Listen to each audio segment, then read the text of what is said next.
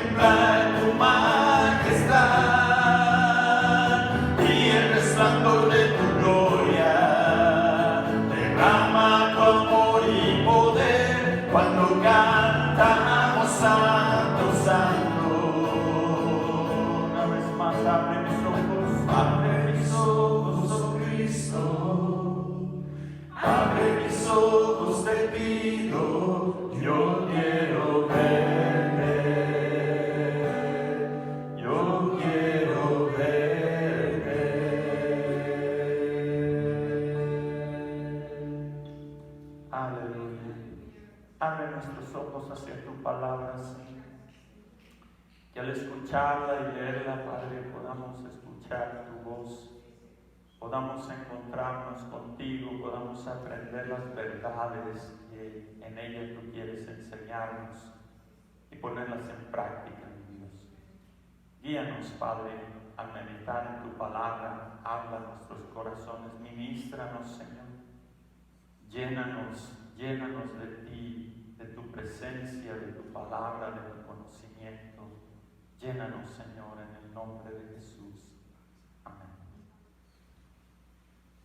Les invito, hermanos, a que abran sus Biblias en la carta a los Colosenses, capítulo 1. Como dijimos en un principio, hay muchos principios, muchas verdades, muchas cosas que podemos aprender a través de cada uno de los versículos de esta esta carta, y ese es el propósito de esta mañana, que hoy podamos tal vez reafirmar algunos principios que ya conocemos, o bien aprender cosas nuevas, ¿verdad?, que el Espíritu de Dios nos enseñe en esta mañana. Así que vamos a pedirle que Él nos enseñe, que Él nos dirija, que Él abra nuestro entendimiento y disponga nuestro corazón para escuchar la voluntad de Dios. Amén. Padre, ahora que vamos a meditar en tu palabra, te pedimos, bendito Dios, que tú dirijas nuestros pensamientos, que tú me dirijas a mí al exponerla, Dios, y poder enseñar las verdades que en ella están escritas. Padre Celestial, te ruego que todos nuestros oyentes, Dios, tengan la disposición de escucharte, escuchar tu palabra y aprender de ella, y de esta manera, Padre, sus vidas sean transformadas. Padre, en el nombre de Jesús, pedimos de tu dirección, por medio de tu Espíritu, enséñanos toda verdad y danos el poder para ponerla en práctica. En el nombre de Jesús. Amén. Amén. Muy bien, Colosenses capítulo 1, vamos a leer desde el versículo 7 en adelante. Colosenses 1, del 7 en adelante, dice el apóstol Pablo: como lo habéis aprendido de Epafras, nuestro consiervo amado, que es un fiel ministro de Cristo para vosotros, quien también nos ha declarado vuestro amor en el Espíritu, por lo cual también nosotros, desde el día que lo oímos, no cesamos de orar por vosotros y de pedir que seáis llenos del conocimiento de su voluntad en toda sabiduría e inteligencia espiritual. Creemos y estamos convencidos que toda la Escritura es inspirada por Dios. Es decir, el Espíritu de Dios inspiró a cada uno de los escritores para dejar plasmadas todas estas verdades, todos estos principios. Y aún a través de la vida de los personajes mencionados en la Biblia, aún a través de las palabras escritas, especialmente en este caso en las cartas del apóstol Pablo, todo tiene un propósito. Dios no hace nada sin propósito. Amén. Por lo tanto, cuando nos acercamos a estas cartas, pues es importante que tengamos la disposición de observar y poder sacar de estos textos los principios espirituales que podemos aprender. Y lo primero que queremos mencionar aquí, cuando meditábamos y poníamos en orden lo que queríamos compartir esta mañana, pensando en el título para esta reflexión o para este mensaje, me iba a enfocar en Epafras.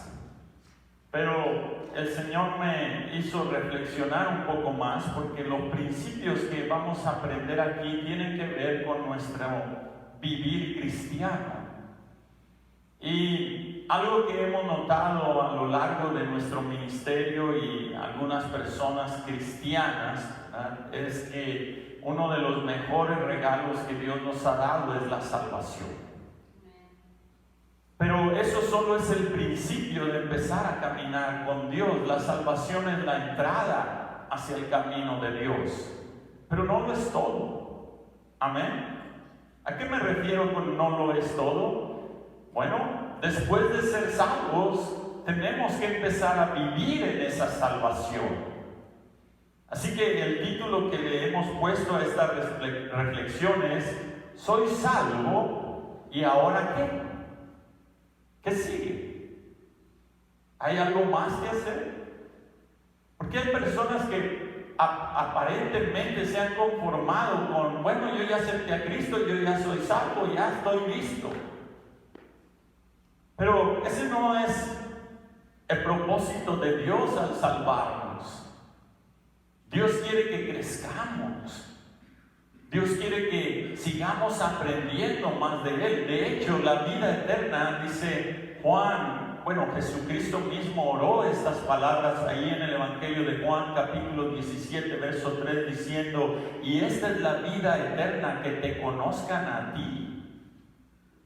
Así que nuestra vida eterna consiste en seguir conociendo de Dios, seguir conociendo a Dios.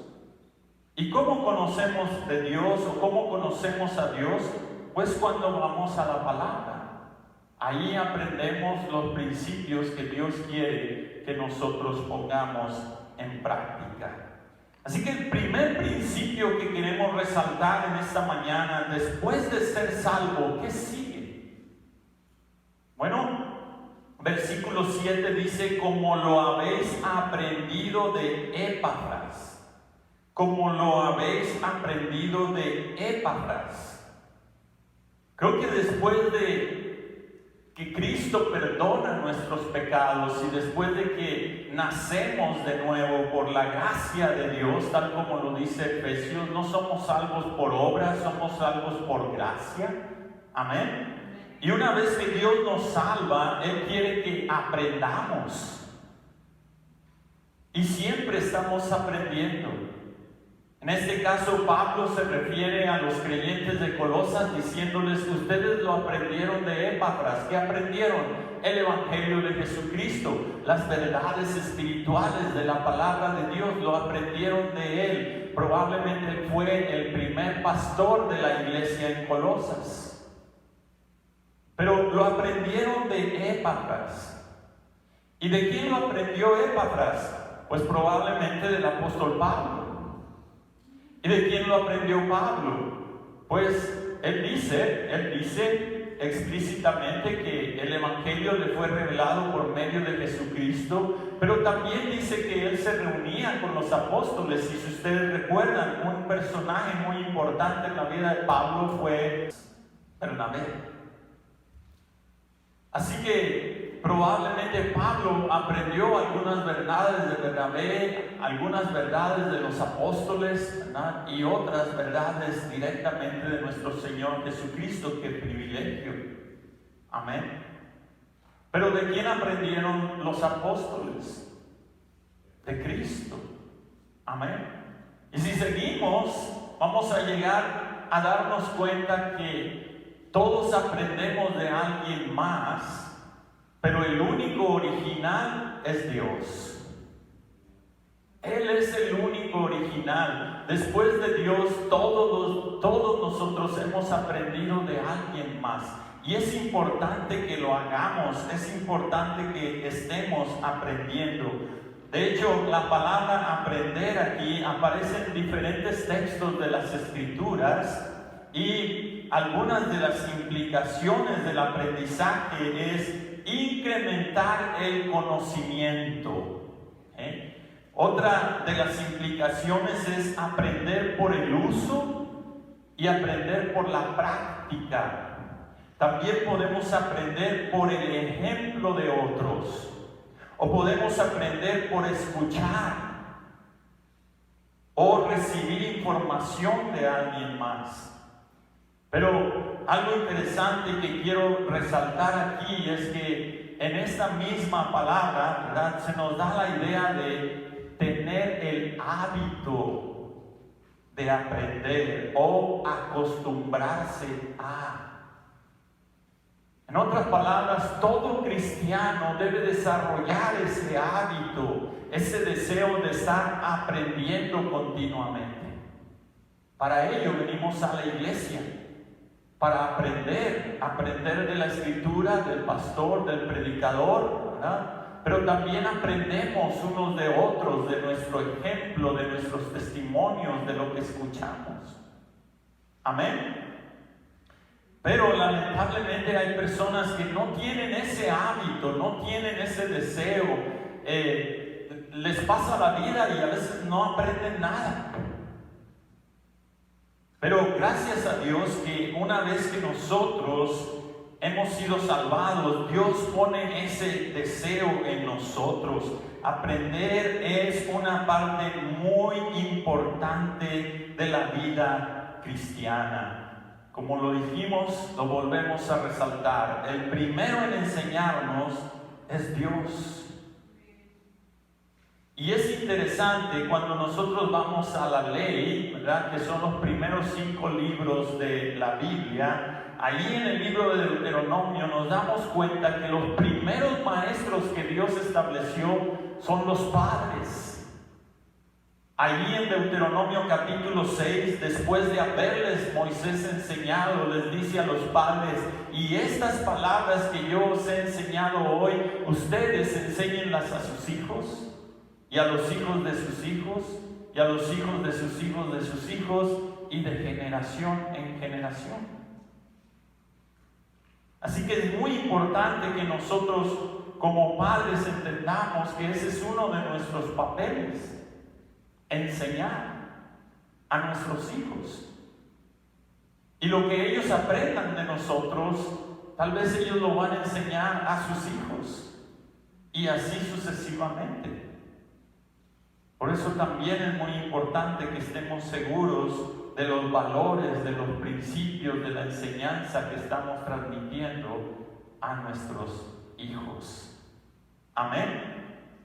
Ahora bien, ¿por qué es tan importante aprender? El aprendizaje nos ayuda a cambiar nuestra forma de pensar. Yo no sé algo si no lo he aprendido. Amén. Yo solo sé lo que he tenido la capacidad de aprender. Y en la vida cristiana esto es muy importante. De hecho, Pablo en la carta a los Romanos capítulo 2, verso 2 dice que no nos conformemos a este siglo, dice el versículo 1, y el verso 2 dice, sino que nos transformemos por medio de la renovación de nuestro entendimiento. Es decir, que renovemos la manera como entendemos las cosas. Recuerdo en la Academia Bíblica, ¿verdad?, la paráfrasis de este verso dice: cambia tu manera de pensar para que cambie tu manera de vivir. Lo cual implica, hermanos, que la transformación en nuestras vidas, que los cambios que queremos que sucedan en nuestras vidas, o que el tipo de vida que nos gustaría vivir en nuestro caminar con Cristo, no es automático. Es decir, no es que yo acepto a Cristo y ya lo sé todo. No es que yo recibo a Cristo y todos mis malos hábitos se acabaron. No es que yo recibo a Cristo como Superman, ¿verdad?, que entraba en la cabina Clark Kent y salía Superman. No. La transformación, el perfeccionamiento del cual hablan las Escrituras en la vida del cristiano es un proceso de aprendizaje y obediencia. Porque no solamente es aprender, sino es poner en práctica lo aprendido. Y de hecho, cuando lo pongo en práctica, lo aprendo mejor. Amén.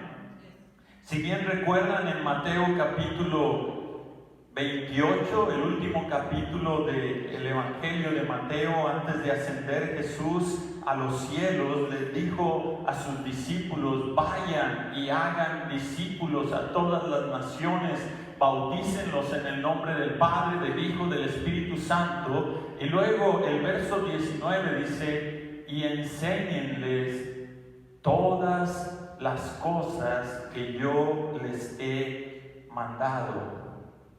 Pero dice: enséñenles a guardar todas las cosas que yo os he mandado. La palabra guardar ahí no es de que usted las escribe en un papel y las guarda en un cajón.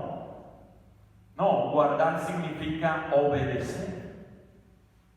Así que parte del ser discípulos de Jesús es aprender todas las cosas que Jesús nos ha mandado y obedecerlas, ponerlas en práctica. Por eso es muy importante, hermanos, que tengamos esta actitud continua de aprendizaje, aprender. Algunos aprenden por el estudio, otros aprenden solo por observar. Pero Dios nos ha dado esa capacidad de aprendizaje y es muy importante que lo pongamos en práctica. Si vamos un poco atrás en el Salmo 25, versículo 4, esto es la petición del rey David hacia Dios, y le dice: muéstrame, oh Jehová, tus caminos y enséñame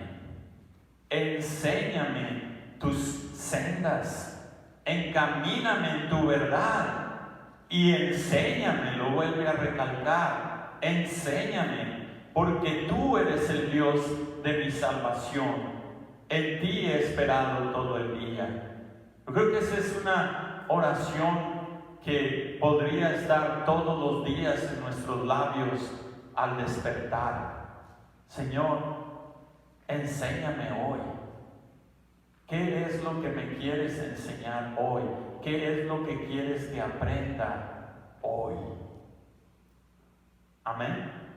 Entonces, soy salvo, y ahora ¿qué? Hay mucho por aprender. Hay que tener el hábito de aprender, tener la disposición de aprender. Amén. Ahora bien, Epafras es descrito como consiervo amado, consiervo amado. Y esa palabra consiervo se refiere a un siervo que sirve al mismo maestro junto con otro. Una persona que sirve al mismo maestro junto con otro. Si habláramos de trabajo, sería coworker, ¿verdad? Es decir, estamos trabajando en la misma empresa. Pero en este caso está hablando de la iglesia, ¿verdad? Y se refiere a Epafras como consiervo. Servimos juntos al mismo maestro y por lo tanto reconocemos al mismo Señor y obedecemos al mismo Señor. Reconocemos que nuestra autoridad es el mismo Señor Jesucristo. Amén. Y después lo describe como consiervo amado, y también dice para ustedes, dice, voy a leer el texto, verso 7, como lo habéis aprendido de Epafras, nuestro consiervo amado, dice que es un fiel ministro de Cristo para vosotros, un fiel ministro de Cristo para vosotros. La palabra ministro es diáconos. Diáconos, una palabra muy común en la iglesia. Literalmente significa servidor, el que sirve. ¿Okay? Así que Epafras no solo era el pastor de la iglesia, sino era consiervo juntamente con el apóstol Pablo, y también era servidor de la iglesia. Pero en este caso dice servidor de Jesucristo para la iglesia. Entonces, Epafras es descrito como un hombre fiel, un hombre de confianza, un hombre confiable, un hombre que ha aprendido a confiar en las promesas de Dios, un hombre que está convencido de que Jesús resucitó de entre los muertos y de que Jesús es el único autor de la salvación. Es decir, uno que cree que en ningún otro hay salvación. Y es fiel a esa enseñanza y proclama esa enseñanza y declara esa enseñanza en la iglesia. Amén. Entonces, Después de aprender, ¿qué otra cosa puedo hacer después de ser salvo? Servir, tal como este consiervo amado. Estar dispuesto a servir. Interesante. No quería mencionarlo, pero yo creo que es importante hacerlo. ¿Sabe que busqué en la versión Reina Valera la palabra líder, que es muy común, ¿verdad? Pero la idea que el mundo tiene de líder es de alguien que manda, alguien que impone, alguien que dirige, ¿verdad? Pero lamentablemente el liderazgo ha caído en el caciquismo, ha caído en la manipulación y en muchos otros errores. Sin embargo, interesante, y usted puede hacer lo mismo, busquen su concordancia en la versión Reina Valera del 60, la palabra líder no aparece, no está. Y recuerdan lo que dijo Jesús a aquellos que querían enseñorearse o quedar por encima de otros, los apóstoles que estaban ahí discutiendo, ¿quién será el mayor? ¿Quién va a ser el mayor? ¿Quién va a estar encima de los demás? Jesús les dijo, no, entre ustedes no será así, sino que el que quiera ser mayor será siervo. Así que nosotros los cristianos no buscamos imponer, nosotros los cristianos servimos. Cuando Dios nos da la oportunidad, lo hacemos porque amamos a Cristo, servimos en la iglesia, servimos a la iglesia y servimos por parte de la iglesia. Amén.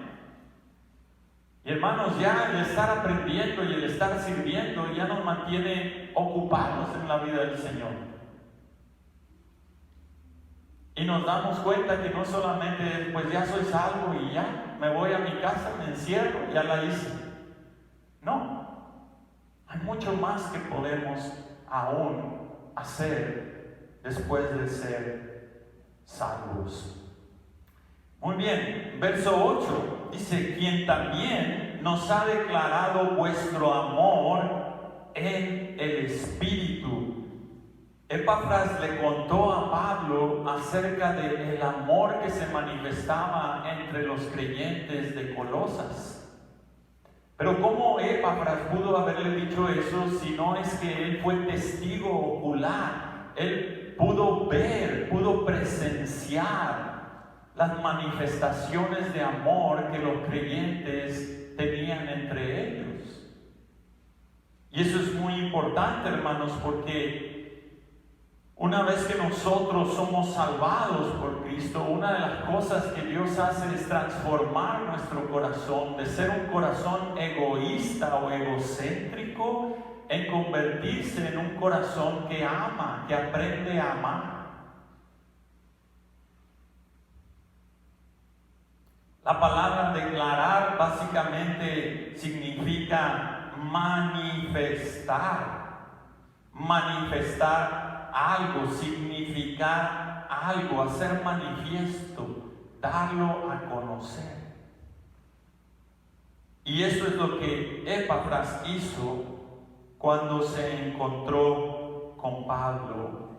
Y esto nos hace pensar en un principio importante. El amor, hermanos, no se manifiesta solo con palabras, sino con hechos. El amor se ve, no solo se dice. El amor se expresa sí con palabras, pero se demuestra con acciones, con hechos.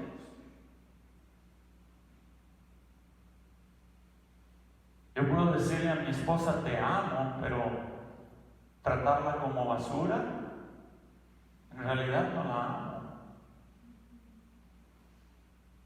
Si voy a decirle te amo, tengo que mostrárselo con mi trato hacia ella, con mi servicio a ella, con mi relación con ella, con la manera como me expreso de ella, cómo la apoyo, etcétera, etcétera.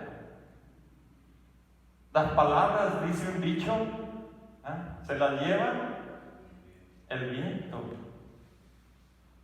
Son las acciones lo que nos permite ver lo que nuestras palabras dicen. Amén. Y nosotros podríamos decir aquí entre nosotros que amamos a los hermanos. Bueno, cuando tengamos la oportunidad, no solo lo digamos, demostrémoslo. ¿Cómo? Una de las cosas que uno, o la manera como uno puede mostrar a alguien que lo ama, es interesándose por esa persona. De hecho, aquellos que dicen, nadie me quiere, nadie me ama, ¿por qué lo dicen?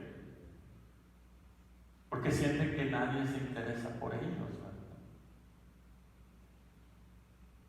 Así que en la iglesia de Colosas, al parecer los hermanos se interesaban unos por otros, y Epafras fue testigo de eso, y por ello él pudo declarar ese amor entre ellos al apóstol Pablo. Y en la iglesia, en esta iglesia Baker Creek Community Church, Dios nos ha dado muchas oportunidades también de mostrar ese amor, no solamente con palabras, sino con acciones. Amén.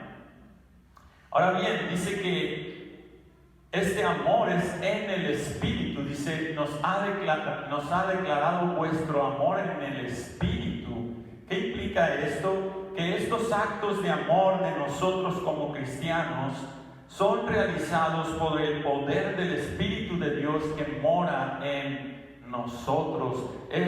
Dice la Escritura que es Dios el que produce en nosotros tanto el querer como el hacer.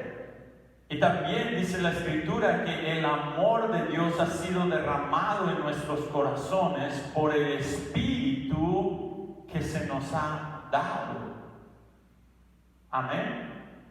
Así que si nosotros hemos recibido el Espíritu de Dios, definitivamente que podemos mostrar esos actos de amor. Y si no lo estamos haciendo, si aún mantenemos un corazón egoísta, pues hay que examinarnos si realmente somos salvos y si realmente el Espíritu de Dios mora en nosotros. Porque el Espíritu de Dios es un espíritu de amor. Dios es amor. Amén. Entonces, ya mencionamos tres cosas: aprender, servir, amar.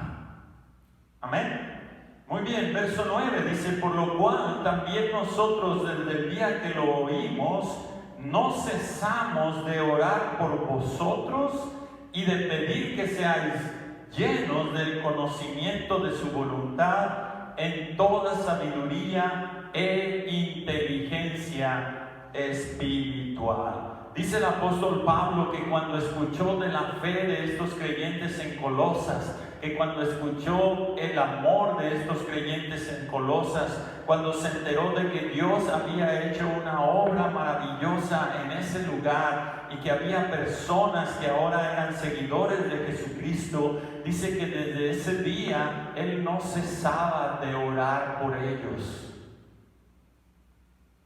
La idea de cesar es no dejando de orar por vosotros. Y esa es parte de nuestra tarea, ¿verdad? Como líderes, como siervos de Cristo al presente de esta congregación, parte de nuestra tarea, parte de nuestro llamado es estar orando por cada uno de nuestros hermanos. Pero creo también, hermanos, y de acuerdo con este texto, que es también parte de cada cristiano. Como cristianos podemos estar orando por aquellos que Dios está salvando y por aquellos que ya son parte de nuestra familia en Cristo. Es otra cosa que podemos hacer. Ahora con esta pandemia, ¿verdad? Yo creo que esa es una actividad que no nos cuesta realizar. ¿Por qué? Porque orar podemos hacerlo en todo momento y en cualquier lugar. Amén. De hecho, podemos orar con alguien por teléfono, podemos escribir una oración por texto para enviársela a alguien, ¿verdad? Podemos orar en lo secreto, en nuestra mente, cuando estamos pensando o Dios trae a alguien a nuestro pensamiento. Podemos estar orando continuamente por alguien. Amén. ¿Y qué es lo que pide Pablo? Interesante. Lo primero que Pablo pide en esta oración es, dice, que sean llenos del conocimiento de su voluntad, que sean llenos del conocimiento de su voluntad. Esta palabra lleno tiene una imagen, y bueno, nosotros podemos ver esta imagen en todo lugar. Si usted tiene un vaso, lo llena de agua, pero si el agua no llega hasta el tope, usted no puede decir el vaso está lleno, todavía le falta poquito.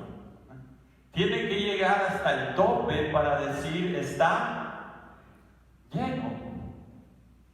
De la misma manera, Pablo ora por los creyentes, y el deseo de Dios, porque el Espíritu de Dios inspiró a Pablo a escribir estas palabras, el deseo de Dios es que nosotros estemos llenos del conocimiento de su voluntad. ¿Qué implica esto?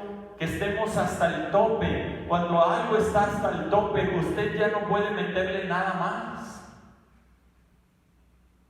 Si algo está lleno de algo, ya no puede meterle otra cosa.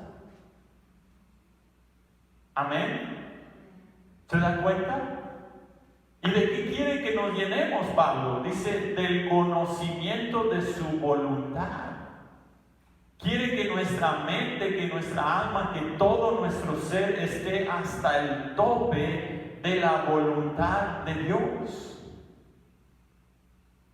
Y eso toma tiempo y esfuerzo, dedicación, ¿verdad? ¿Por qué? ¿Cómo puedo yo descubrir la voluntad de Dios? Pues tengo que buscarla, tengo que leerla. Hay muchos textos en la Biblia donde explícitamente se nos dice, y esta es la voluntad de Dios. Pero también hay otros pasajes de la Escritura donde podemos implícitamente ver cuál es la voluntad de Dios. Es interesante que la palabra voluntad también tiene que ver con el deseo, el placer, lo que Dios desea que sea hecho por nosotros. Y cuando pienso en esta definición, el placer de Dios quiere que seamos llenos de lo que a Dios le place, lo que agrada a Dios, lo que satisface el corazón de Dios. De tal manera que ninguna otra cosa más quepa en nosotros, que lo primordial en nuestras vidas sea vivir conforme a lo que estamos llenos. ¿Y de qué estamos llenos? ¿O de qué quiere Dios que nos llenemos? De su voluntad. ¿Cómo lo dijo Jesús? De la abundancia del corazón habla la boca. ¿Qué implica eso? De lo que llenas tu vida, de lo que llenas tu corazón, eso es lo que vas a expresar. Así que si nosotros nos llenamos de la voluntad de Dios, eso es lo que vamos a manifestar.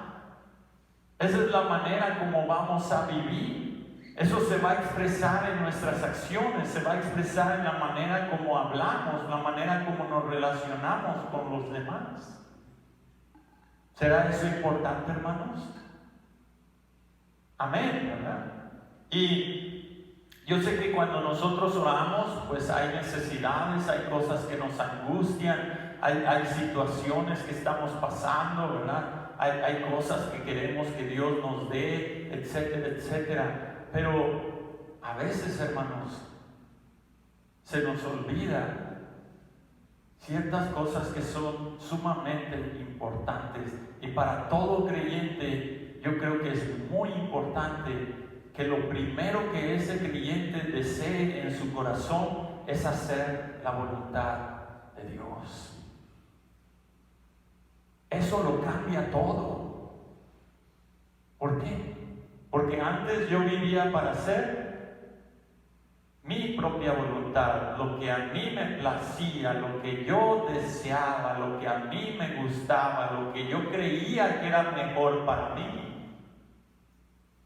Pero cuando vengo a Cristo, esa mentalidad tiene que cambiar, tiene que ser transformada, y ahora debo estar lleno de el conocimiento de su voluntad. En otras palabras, el deseo más grande de mi vida es llevar a cabo la voluntad de Dios para mí. Ahí es donde muchos hermanos a veces se deslizan, porque no entienden que ser salvado no solamente es ya me gané el cielo. No, ser salvado es transformado. De hecho, la Escritura describe la salvación como ser sacados de las tinieblas a la luz de Cristo, ¿verdad? Pero también describe la salvación como un arrepentimiento, ¿verdad? Un cambio de vida, de donde yo iba caminando de cierta manera, ahora camino lado contrario. De donde yo vivía para mí mismo, ahora vivo para Dios. De donde yo solo pensaba en mí, ahora soy siervo de Cristo. Amén. Entonces, Dios quiere que estemos llenos de su voluntad, que deseemos hacer su voluntad, que busquemos cuál es su voluntad para nuestras vidas. ¿Y dónde lo vamos a descubrir? En las Escrituras, en la palabra de Dios. Bueno, mostré la tableta porque muchos leen la Biblia en sus aparatos electrónicos, ¿verdad? Pero también tengo la Biblia, el libro. Amén. En las Escrituras, aquí es donde vamos a descubrir la voluntad de Dios. Pero no la vamos a descubrir otra vez poniéndola debajo de la almohada y durmiéndonos arriba de ella. Y tampoco la vamos a descubrir teniéndola en la sala, como en esta casa somos espirituales. No, la vamos a descubrir solo abriéndola y escudriñándola y pidiéndole a Dios que nos la muestre. Señor, muéstrame tu voluntad. Amén. Y ya vamos a concluir con este texto, ¿verdad? Que seamos llenos del conocimiento de su voluntad en toda sabiduría e inteligencia espiritual. En toda sabiduría. La sabiduría, de acuerdo con el libro de Strong, cómo define esta palabra, es la variedad del conocimiento de cosas, bien sea humanas o divinas, adquiridas por la experiencia y que a veces se expresa en dichos o en proverbios. Por eso el libro de Proverbios también se conoce como la sabiduría de Salomón. ¿Ha escuchado eso? Cuando usted lee el libro de Proverbios, una de las cosas que Salomón le pidió a Dios, ¿qué fue? Dame un corazón entendido. En otras palabras, dame sabiduría. Y Dios se la dio. ¿Y dónde la manifestó? Escribiendo todos esos proverbios. Amén. Así que nosotros, ¿verdad?, podemos recibir también esa sabiduría de parte de Dios para poder transmitirla. También la sabiduría podemos entenderla aquí como la ciencia y el aprendizaje o la habilidad y discreción en impartir las verdades cristianas. Es decir, la capacidad de poder enseñar las verdades de las Escrituras, los principios establecidos, principios espirituales en la palabra de Dios. Amén. Entonces, no solo es soy salvo y ya. Dios quiere que nos ejercitemos en conocer su palabra. ¿Por qué? Porque cuando conocemos su palabra podemos enseñarla a otros. Podemos dar un consejo sabio en el momento de necesidad. Dios quiere que ayudemos a otras personas para que ellos también puedan tener el conocimiento de las Escrituras. Y las Escrituras les ayuden a transformar sus vidas. Otra de las implicaciones de sabiduría es el conocimiento y la práctica de los requisitos para una vida recta y una vida, podemos decirlo, una vida con Dios. Es decir, cómo vivir la vida cristiana. Recibir la sabiduría de Dios es poder entender cómo Dios quiere que viva como su Hijo aquí en la tierra. Y la inteligencia, interesante, tiene una imagen: correr juntos. Correr juntos, o también fluir junto con, o entender la mente de. Qué asombroso. Dios quiere que aprendamos a entender cómo Él piensa. Imagínese que usted obtenga ese conocimiento. Está disponible. Amén. Se lo puede pedir. Señor, dame entendimiento de tu persona. Dame entendimiento de cómo tú piensas respecto a esto. Cómo tú piensas en esta situación. ¿Qué piensas tú acerca de estas cosas? Y Dios lo quiere para nosotros. Por eso Pablo lo pedía, que seamos llenos del conocimiento de su voluntad en toda sabiduría y entendimiento o inteligencia espiritual. Amén. Entonces, resumiendo, hermanos, soy salvo. ¿Y ahora qué? Hay mucho por aprender. Hay muchas oportunidades de servir a otros, de servir en la iglesia. Hay el ministerio de la oración, de estar orando por otros. Hay muchas maneras en que podemos mostrar actos de amor hacia los demás. Y también tenemos mucho tiempo todavía antes de que Cristo venga para seguir aprendiendo la voluntad de Dios y poniendo en práctica la voluntad de Dios en nuestras vidas. Amén. Padre, gracias por esta palabra. Gracias, bendito Dios, porque tú, Señor, no solo nos has salvado, sino nos has dado una vida abundante en Cristo Jesús. Gracias, Padre Celestial, por todo lo que podemos aprender de tu palabra y aprender de otros siervos. Gracias, bendito Señor. Y gracias, Padre, por las oportunidades que tú nos das de mostrar actos de amor a otros. Gracias, Señor. Gracias, Padre Celestial, porque, Señor, tú a través de tu palabra nos estás enseñando continuamente y, Señor, nos estás dando la sabiduría que tú quieres que adquiramos para poder, Señor, aconsejar a personas que están en necesidad, personas que necesitan escuchar un consejo sabio de tu palabra. Padre, yo te ruego que estos principios podamos, Señor, estarlos aplicando continuamente en nuestro diario vivir. Que como los creyentes de Colosas, Dios, podamos estar mostrando nuestro amor no solo con palabras, sino con acciones. Gracias por esas oportunidades que pones delante de nosotros para hacerlo. Bendice a tu iglesia, Señor, en donde quiera que se encuentre, y dales el poder para poner en práctica todas estas cosas, Dios, y así puedan, Señor, dar mucho fruto para tu gloria. En el nombre bendito de Jesús.